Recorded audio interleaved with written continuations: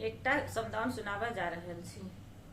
घी के घैला माहे बेटी हम पोसलहुँ,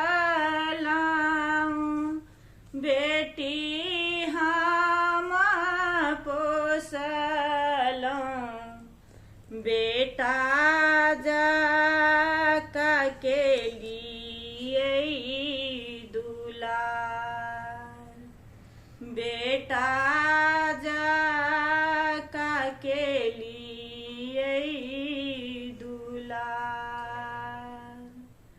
पढ़ाए लिखाए हम पैर पर ठाढ़ केलहुँ, पैर पर ठाढ़ केलहुँ।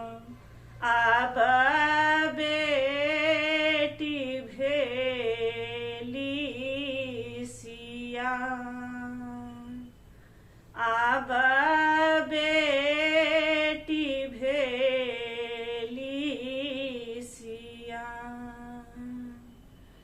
गाँव समाज सब कहैया बियाह करू, कहैया बियाह करू। आब बेटी भेली सियान, आब बेटी भेली सियान। सोचैते सोचैते मन घबराइया, मन घबराइया।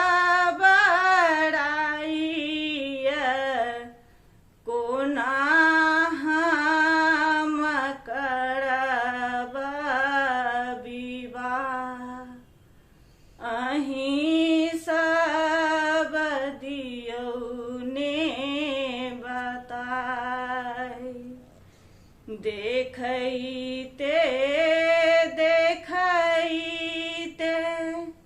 बड़ा का भेटल, बड़ा का भेटल।